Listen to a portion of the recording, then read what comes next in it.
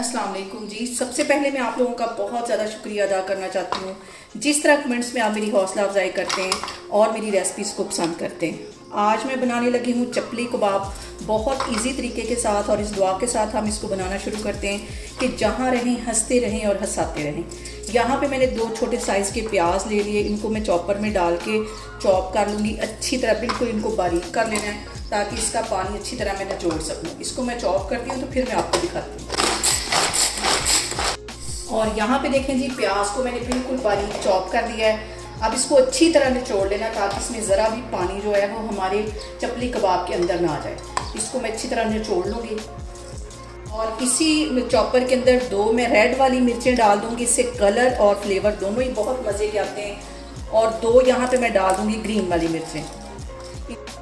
इनको भी अच्छी तरह चॉप कर लेना है। और यहाँ पे मैंने ले लिया है मटन का कीमा, तकरीबन 3 पाव के जितना। इसे मैं डाल दूँगी एक मिक्सिंग बाउल में, और इसके साथ ही मैं इसमें डाल दूँगी ये जो मैंने प्याज ग्रेट करके रखा हुआ था। पानी इसका अच्छी तरह निचोड़ लिया है, ये इसमें चला जाएगा।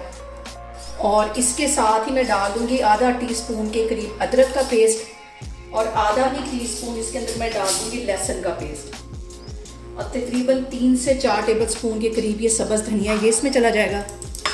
और इसके साथ ही जो मैंने सब्ज़ मिर्चें और सुर्ख वाली मिर्चें ग्रेट करके रखी हुई थी, ये इसमें चली जाएंगी स्पून के करीब। और इसके साथ ही आधा टीस्पून के करीब इसमें मैं डाल दूँगी पिसी हुई रेड मिर्च, क्योंकि मैंने सब्ज़ भी ज़्यादा सारी डाली है और रेड वाली भी, इसलिए ज़्यादा मिर्चें ना हो जाएँ।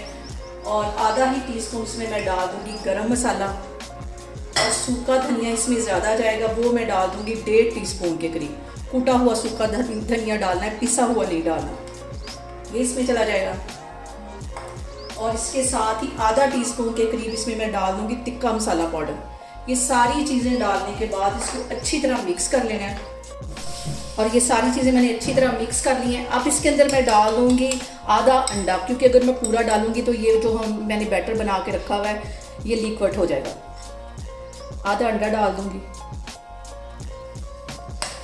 यहाँ पे देखें जी, तवे के ऊपर मैंने तकरीबन 2 टेबल स्पून के करीब बेसन भून लिया है, ये भी इसके अंदर डाल दूंगी। बेसन भी इसके अंदर चला जाएगा। इन सारी चीज़ों को अच्छी तरह हमने मिक्स कर लेना है, और इसको मैं रख दूँगी फ्रिज में तकरीबन 2 घंटे के लिए, ताकि हमारी अच्छी सी जो ये सारी चीज़ें मैंने मसाला डाला, अच्छा सा हमारा जो मैरिनेशन हो सके चपली कबाब की। इसको मैं रखने लगी हूँ फ्रिज में, तो मैं आपको 2 घंटे के बाद दिखाती हूँ। और यहाँ पे देखें जी, चपली कबाब के मिक्सचर को रखे हुए तकरीबन मुझे 2 घंटे हो गए फ्रिज में। तो ऑयल मैंने हाथों को लगा लिया है, और एक प्लेट ले ली, उस पर भी अच्छी तरह ऑयल लगा लिया है। और इसको पहले हम अच्छी तरह ऐसे दबा देंगे, और फिर इसको एक शेप दे देंगे।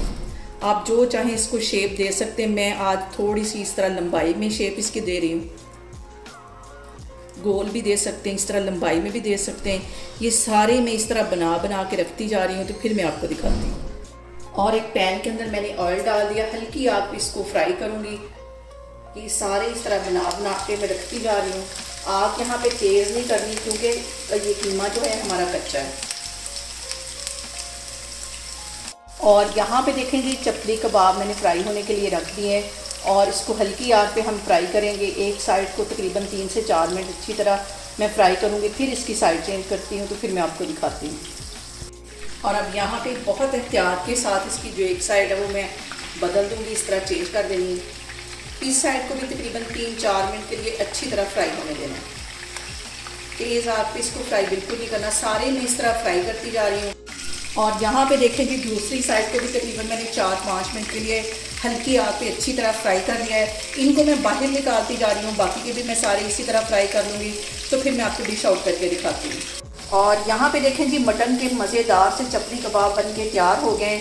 बाकी के भी मैं इसी तरह फ्राई करती जाऊँगी। आप लोग इसको लाजमी ट्राई करें, और मुझे कमेंट्स में बताएं कि आपको मेरी रेसिपीज़ कैसी लगती हैं।